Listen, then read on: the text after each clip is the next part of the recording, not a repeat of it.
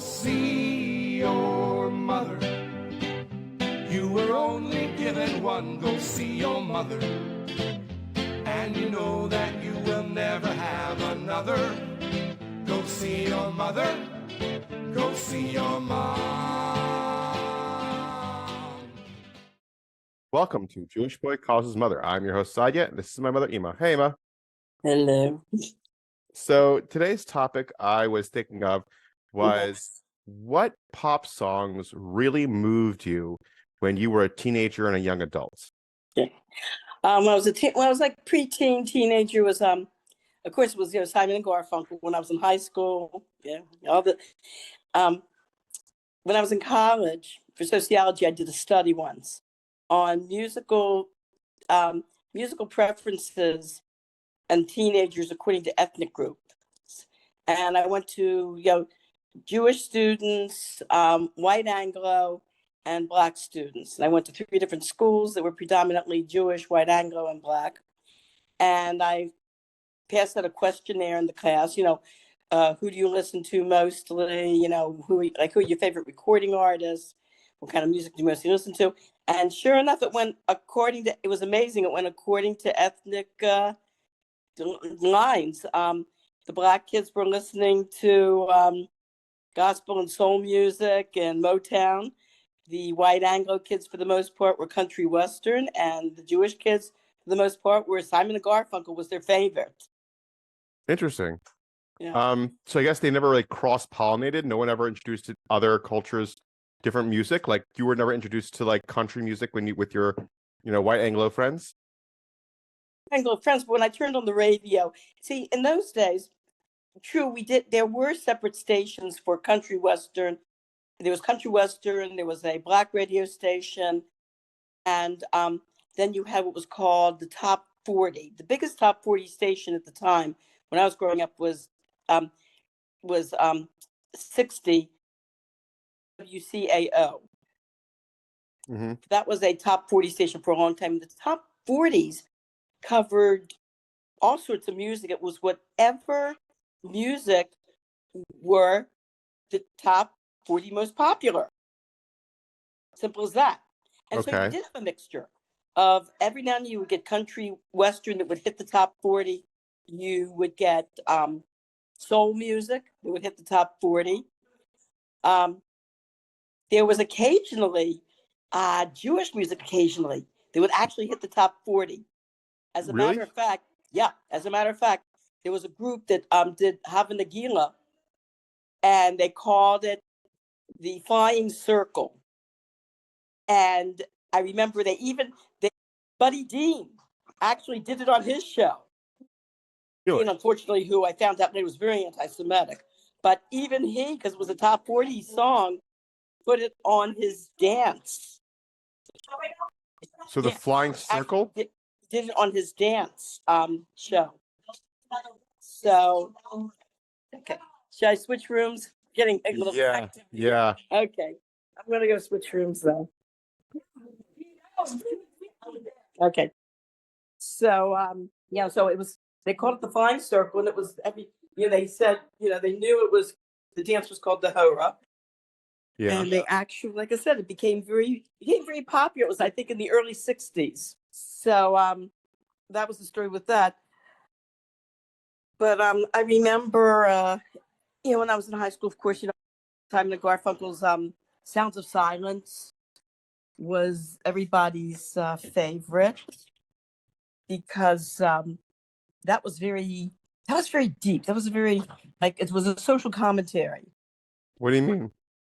Sounds of Silence? Yeah, I never really looked into it too much. I just like the sound of it, but I never really... Listen, look into the lyrics. Hello, darkness, my old friend. I've come to talk to you again because the vision softly creeping left its seeds while I was sleeping, and the vision that it planted in my brain still remains among the sounds of silence. Yeah, it's a depressed person who just wants to kill themselves. No. He's talking about the social commentary. The sounds of the words of the prophets are written on the subway walls and tenement halls. They were really talking about the American culture at the time. How said people listening without hearing, people singing, people talking without speaking, people writing songs, the voices never shared, no one cared to disturb the sounds of silence. And the neon sounds, the neon signs they made, and the people bowed and prayed to the neon signs they made. I thought gods they made. The neon gods they made. Right. So it's They it's were about talking about culturalism and about people just doing consumerism. It's just They were talking it's about SSDD. Yeah, they were talking about the overemphasis of materialism that had taken over everyone's lives. Yeah, People but lost a materialism certain is what sense of you. spirituality. It was a Yeah, craving everything of was tied spirituality. to That's what it was. that story, that horrible, that very sad story about the girl at Pikesville High School who was tragically killed by a reckless driver, Hmm. and that her friends, the friends that attended her funeral, were penalized because, according to the Baltimore County school rules, you are not allowed to attend a funeral only of a very close family member. What message are you giving your young people? You're giving your young people a message that life doesn't matter. All that matters is study, fight, kill, get ahead. I mean, had the school had any sense of humanity, they would have canceled school for those 2 hours and bussed everybody to the funeral. Had they had any sense of humanity whatsoever. So what exactly happened with them? What exactly happened with those girls? Were they really in trouble at the end or no? I don't know if it was girls or boys, whatever, but all I heard through the grapevine was that they were given detention or something. Oh wow. But I mean, where's your sense? Like I said, where's your sense of humanity? Come on. Do you think people were more harsher back in the day than they are today? Oh, yeah, for sure. I So think so. They we're were going in the right direction then. in certain respects, yeah. Like I attended a graduation of which high school was it? Was it Dumbarton or Delaney Valley? And the message that the principal had for the students was very different from the message we had. The message we had when we graduated was, go ahead and achieve and be everything you can be. That. His message he gave his graduating class was, "I'm going to tell you one thing: just be nice. Treat people decently. Treat people with respect. Treat everyone in your life the way you would want to be treated." That's a very humane message to give over to a graduating class. It says, like, be decent human beings. What's funny? Because we're talking about schools. I was walking with Ruthie and my son, and we were walking by the high school that's near me. We saw, like, I saw this piece of paper on the floor, and it looked like an assignment from some kid. And I'm a nosy person, so if I see something like that, I'm going to go ahead and pick it up and see what's going on. Yeah. So I pick it up, and it's this assignment for a 12th grader, by the way, and it's an assignment about trying to understand yourself and things like that. And if you can wait right here, I'm going to go ahead and get it and read it to you, if that's okay. Sure. Meanwhile, I don't want to have dead sounds for our listeners. I'm going to ask you one question, then, and you'll just talk to the You're going to be talking on for literally 2 seconds. okay. But I do want to ask you, what was your favorite ditty you used to tell us when we were growing up? And if so, can you please say it?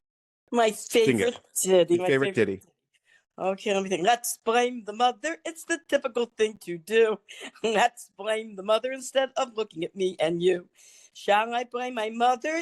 Do you think it's really right? Or should I try to change myself and try with all my might? My hair's too short, unlike that sport. Where's my pin? Which drawer is it in? Shouldn't she know where everything goes? Isn't this her house? Or maybe it's also mine. Let's blame the mother. It's the typical thing to do. Let's blame the mother instead of looking at me and you. Shall I blame my mother? Is the problem really she? Should I blame my mother, or could the problem be with me? Okay, so I'm going to read this to you. Okay. It's by somebody, but the weird thing is, I'm not gonna say their name, but their handwriting, it's decent handwriting. It's just a little childish. Yeah, I understand they're not teaching cursive writing anymore. Is that true? No, they're not. As far as I know, they're not. That's sad. So this assignment was called My Honest Poem Sentence Starters. I'm not going to get into too much detail of other stuff, but one of the things it says is, I'm a sucker for, first off, the fact that they're saying these, mentioning these things, just I think is very immature and very inappropriate for a school.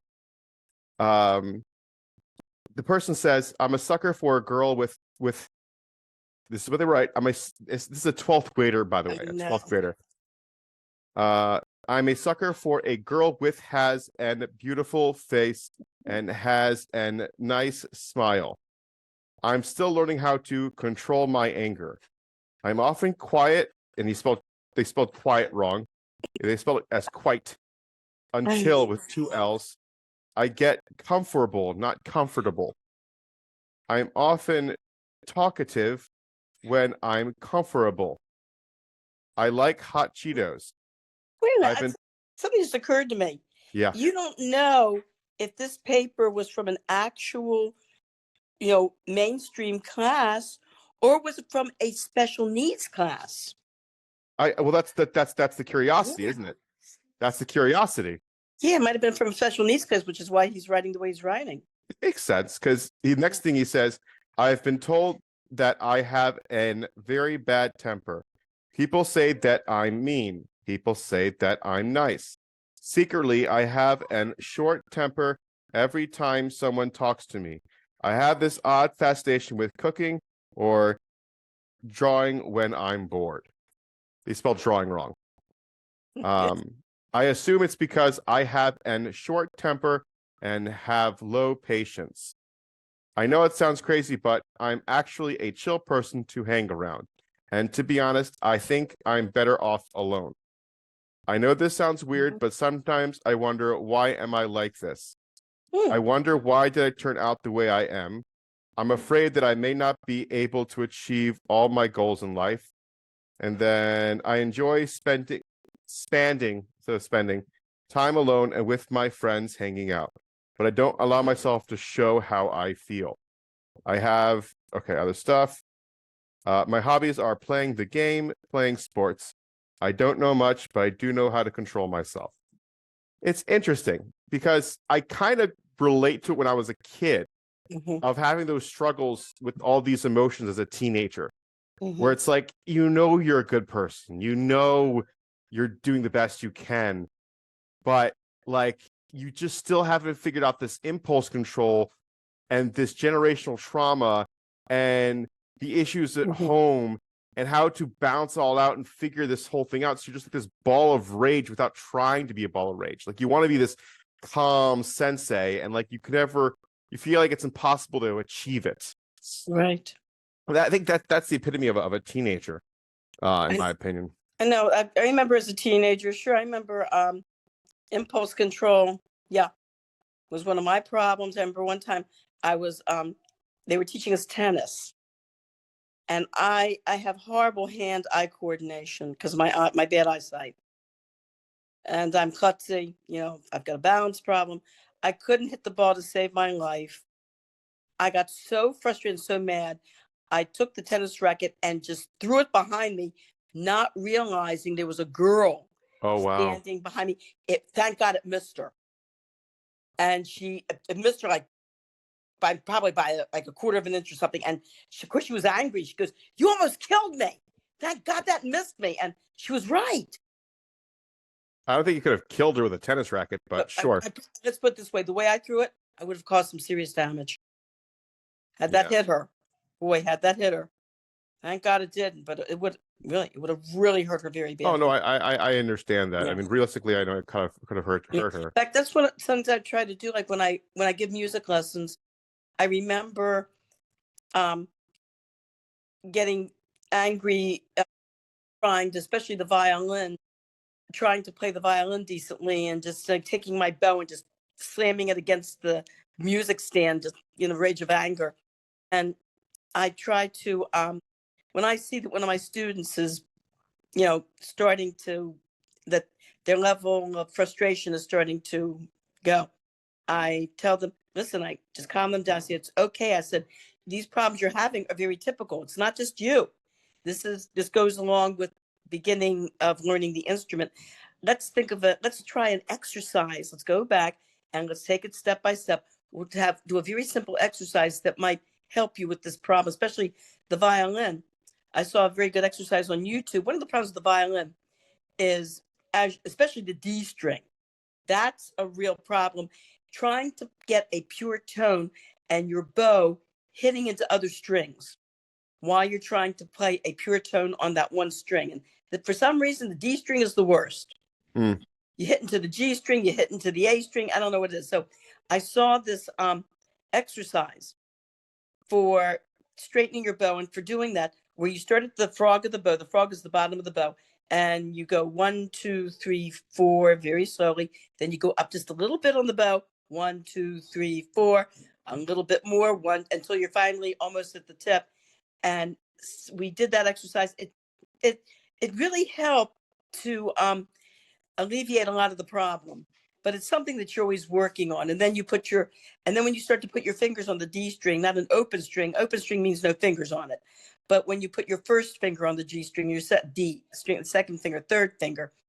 For some reason, it's hard to not hit the other strings around the D string. And so you do the same exercise, but this time with your first finger on the D string, then your second finger on the D string, and you keep doing that over and over again. And that sometimes helps. Another thing that helps is I was looking at this one girl, she was having a hard time with the D string. I did a violin and said, wait a minute, these strings look like they're not separated proportionately. Like the D string is too close to the G string. So I loosened the pegs on the violin, loosened the strings, and I took her bridge and I repositioned her bridge. I repositioned the strings a little bit, and it was much better afterwards because now there was more equal space between the strings and it was more balanced. Mm. See, that's why I think when, like, looking back at when I grew up and you grew up, where just figuring these things out, like, there was so much misinformation that was given to you that you couldn't reference or check without going to a library and studying it for 5 hours. That nowadays we could just easily find these, quick tidbits and ways to educate ourselves. Like, it's just getting easier. What? I'm always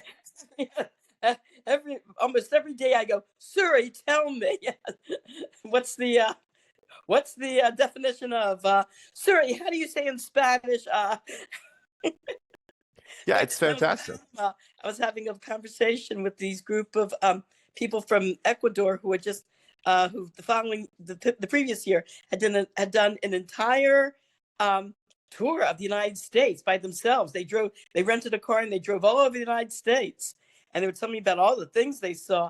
And during the conversation, there was many times when I had to pick up my phone to go, Siri, how do you say in Spanish? They couldn't speak a word of English. How do you say in Spanish? That's cute. That's really, really cute. Every time I did, they'd correct them. Yeah, I mean, it's kind of one of the only ways you can actually, figure things out. I told these people that the irony was, I told them, you people have seen more of the United States than I have, and I was born and raised there. Well, it's just like with New York. It's just like a lot of New Yorkers never really seen as much as any tourist would, So there was a guy when I was in college who I was dating, who invited me for I think for a few days, to come to New York and meet his parents and family. And he was taking me around New York, and oh my gosh, we went to Empire State Building. We went, what did we do? We went, oh my goodness, I forgot what some of the other places we went to. We went like all around to all these different places in New York, and he thanked me at the end of the weekend and said, thank you, because of you, I've seen more of New York than I'd seen in my entire life. I think we did the Staten Island Ferry. What tourist attraction do you always want to go to you haven't gone to yet? A few. I wanted to see, there's a section of Ellis Island. I went to see Ellis Island there's one section where it shows where the immigrants came in. I've never seen that. I'd really like to see that. And I'd like to see, there's a medical building, an old medical building from Ellis Island, in case immigrants came that were sick and they had to quarantine them. There's a hospital medical section that's on the New Jersey side. Hmm. Your sister went there. Your sister and her family went there, and saw it. And I'd like to see that too sometime. Well, I always remember when I was a kid that immigrants from the 1920s coming to America, those were like my great grandparents, and like the kids that would like be learning from that or experiencing that would be like my grandparents. So there was still this thing of like hearing stories of like different grandparents when they were young and like, oh, the Lower East Side, yada yada. And I could just always imagine that place being like a little chaotic but a little adventurous. Well, my grandparents, they all came over before World War One. As a matter of fact, I think my grandmother came on one of the last boats that was able to leave Europe right before World War One. I think she came in like 1913, something like that. And they came right to Baltimore. They did not go through. I don't think they went through Ellis Island. I don't think they went through New York. They went through Baltimore. I thought they went through Philadelphia, then traveled to Baltimore. I'm trying to. I might have been. Yeah. Did you ever I know they did not go through Ellis Island, and so like all the stories about the Lower East Side with the push carts and Delancey, was it Delancey Street? I mean, I used to hear songs about it. I used to hear stories about it, but that wasn't my family, because we did not have the New York experience. The only person that had the New York experience was me when I became from and moved to Crown Heights. I finally got the New York experience, and I often felt that everybody should have the experience of living in New York for at least a year or two. I agree with that. I think I've asked you this question before, but I don't think you were like understanding it correctly or they gave like a good response. Do you have a time period that you could like if you can go back to and enjoy? Like what would it be? And back to enjoy. Oh gosh. Yeah. Time period. Dun, dun, dun, dun, dun, dun, dun, dun. I like the time period I'm in now, actually. That gave that same response. Like you didn't give me like I'm looking for like, oh, I'd like to go into the 1400s and experience what it's like to be a princess, or I'd go to my personal life. No, not your personal life. A time in my personal life I'd like to go back to. I didn't say personal life. I said time period. Period. That was my choice. Yeah. I would not want to choose any time. The only time period I would want to choose would have been during the time of Shalom HaMelech, during the first Beis HaMikdash. They said for that 40-year period, that was perfect peace. Remember, it says in the Gemara, every man sat under his own vineyard and sat under his own fig tree. It was a beautiful, during the time of the first temple, those 40 years during the reign of Shlomo were absolutely beautiful. Abundance, great economy, peace in the world. It was like amazing. So that's the only time I would really want to go back to. Other than that, of most time periods in history were. I know. Our listeners know. It's just a thought. It's just a thought game. That's all. I was trying to be a little more creative. No, I would never. I don't think I'd want to go back to any the Crusades. No. Middle Ages. No. Oh, have you seen on YouTube the worst year in world history? Worst year in world history? No. The worst. 536. 536. 536 has been deemed the worst year in all of world history. Why? Okay, what happened was the sun was totally obscured. It was 536 to 5. It went for 2 years, 536 to 537, about a year and a half to 2 years. The sun was totally obscured. Let's put it this way: if the sun shone, it was a very hazy, like almost twilight sunshine. It was not a full sunshine. The result of that was total world crop failure and hunger.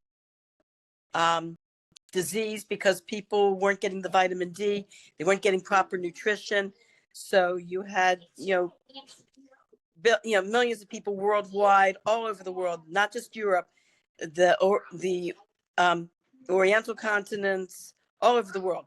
Scientists speculate, and you can look this up on YouTube, that they think the reason for it was evidently there was a whole series of volcanic eruptions just prior to 536. There was a huge eruption of a volcano in Iceland. There were several in the western part of the world, in the Western Hemisphere. There were several in the Pacific. That was like whole series of very strong volcanic eruptions. And they think that this heavy ash totally polluted the atmosphere and obscured the sunlight. If you had a choice. No, I wouldn't want to live then. No, if you had a choice to how the world should end, how would you choose it? My choice would be that it doesn't end. Everything has an end. That's what makes you appreciate it. I don't want to think about it. Let's think about living, and let's think about managing the world today as it is existing. Let's not worry about it ending. Okay. God will take care of that part. All right, that's fine. Actually, there's a Hasidic idea that every single second, God is recreating the world and the universe over and over and over and over and over again. Yeah. And that, in fact, there's a story about some Hasidim, I think it was with the Alter Rebbe, that were actually speculating how the world would end. And they were saying, oh, it's going to be a big explosion. Oh, it's going to crash. It's going to go into a ball of fire. It's this. And so the Alter Rebbe says, wait a minute, that doesn't make sense. He says, you're saying the world's going to end by it actually changing into something else? Because even if it's an explosion, even if it's in a big ball of fire, you're still going to have something physical that's going to be after that. And he says, what makes sense is that God just stops creating everything. He just stops. Do you ever think of aliens? Yes, I'm one of them. I know you are, but like besides that, I don't know. Do you ever trip yourself out that way? Like, I think you're one of them too. I know I am. That's the whole point. Space alien. I don't know. Because I think of like this I'll stuff. tell you the truth. I Yeah. do not believe in space alien. I mean, I believe there's the possibility. Okay. No one can deny that there is a possibility. Okay, we don't know everything. It might be. But to actually, like, they have these programs on the radio where they really get into the whole idea of UFOs and space aliens and everything. And I go, oh God, these crazy. I don't even listen. I just turn it off. So these people are crazy. Like this one woman, I told you about that program that she called about space aliens. And she took up practically the entire program telling the host about how she published a book about space aliens, that she has actually seen them, and she and her son have actually communicated with them, and they drew pictures of them, and these are their names, this is what they look like. And I go, We've talked about that. oh my God. I said, either she's crazy, or if she's not crazy, she's pulling a good one on this talk show host. And he was believing it. He was eating it all up. Have you ever been, I guess, curious? Serious about what? Well, I like we're talking about space aliens, and I was saying, like, would you ever be curious enough to think of like different adventurous spots of what could be or what happened or you what said kind of curious. I thought you said serious. Go ahead. like no like the whole technology in Egypt and things like that, and all these places that had all this amazing technology that's now gone, but like we're trying to figure out now. Like, are you ever a bit curious of like wanting to be in those spaces and try to figure out like what was it like? No, not really. But I think it's I like reading about it. I like watching documentaries about it, because a lot of historians and scientists have speculated that the ancient civilizations might have been a lot more technologically advanced than what we think. And that your father believed that too. And he said evidently it was when the destruction of the library in Alexandria caused the world to lose a lot of technological information. Yeah. So we don't know. They found a sunken Roman vessel in the Mediterranean that they were able to bring up, that they were able to actually bring up a lot of equipment from this vessel. And they found a very complicated, sophisticated, like some machinery with a lot of numbers and a lot of parts and a lot of all sorts of you know like, how to say it, I'm thinking the word gizmos, but what's that, like cranks, like gears, a lot of gears. And they were looking at it, and archaeologists think it might have actually been a computer. Interesting. I mean, yeah, that's. I don't know. I'm trying to. You're such a creative person, but you're so grounded in like reality that you don't really have an imagination on that sense. Which I'm just trying to figure out, like, how do you pull that out of somebody that doesn't exist for? Like I'm just trying to, because I think it's important to be a realist. Let's put it this way: it's very, very important to see reality, because the Yeah. consequences of not seeing reality are too serious and dangerous. I understand. Mhm. I understand. And it's this idea of like, I was talking to somebody at Shoal today about this. The idea of the Jewish concept of hope. Not the hope that like non-Jewish culture understands, but like Jewish culture has this deep-seated surety of hope of the future. Like, even though we're going through different stuff all the time, we always know that, oh, the future's gonna be great. We're just not in the future right now, but it's gonna be great. Mhm. And like how Jewish culture has held on to that. Mhm. But yeah, it's just I'm trying to like harness that and figure things out. But Well, there's a saying, like, as far as the future is concerned, there's a saying that goes, prepare for the worst, but hope for the best. yeah, it's true. Did you ever notice that, I guess, with like, I guess, Jewish, like your Jewish friends or your Jewish classmates compared to your non-Jewish friends and classmates, that like there was this layer of maybe some hope or positivity of the future, or no?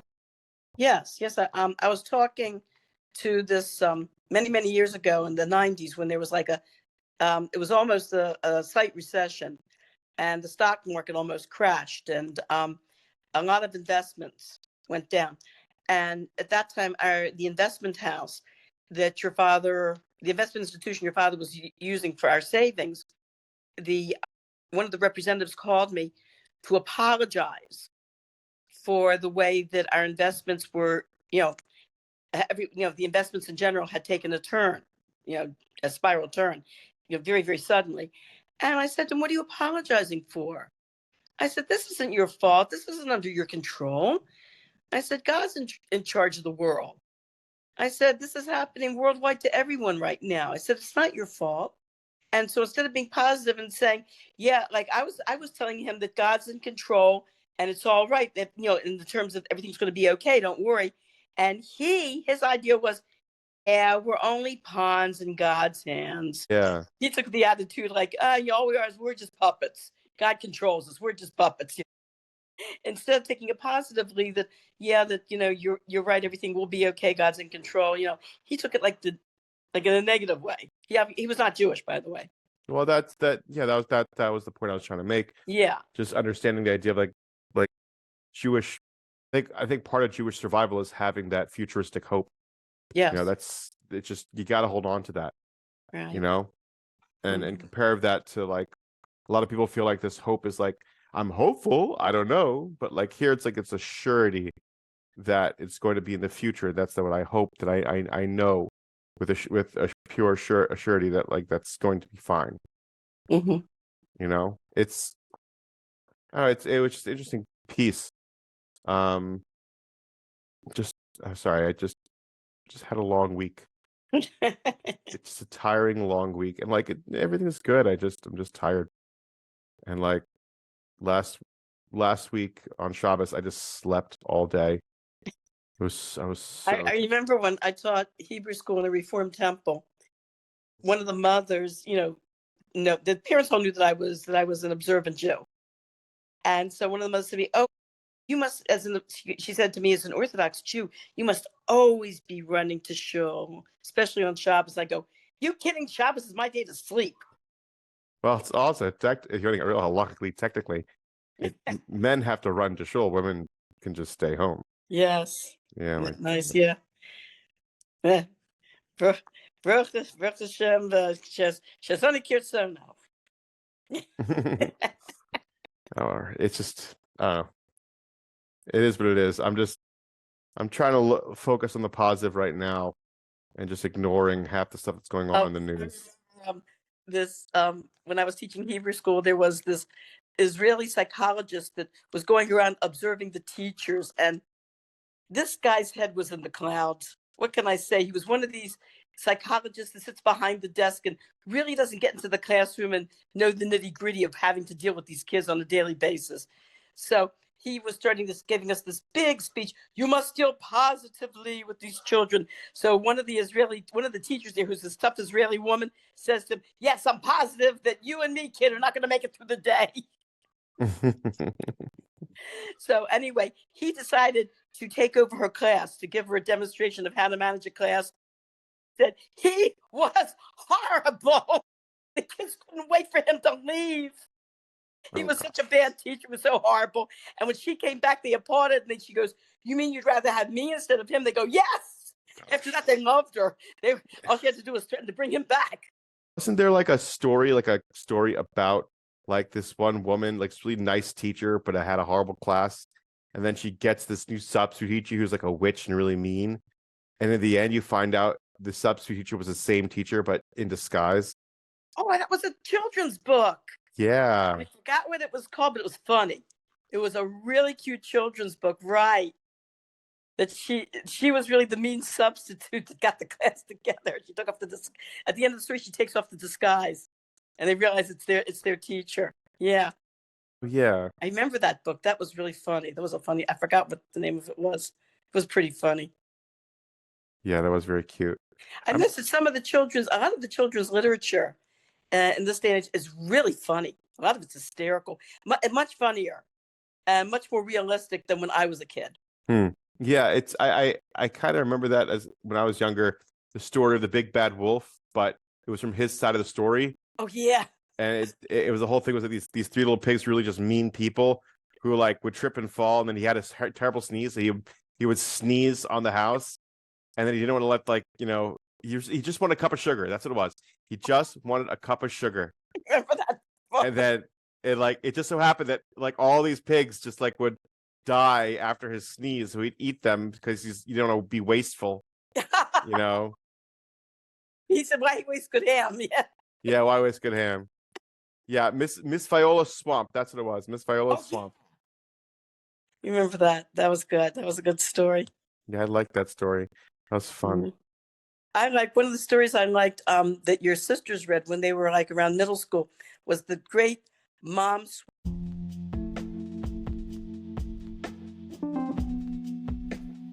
Thank you for listening to Jewish Boy Calls His Mother.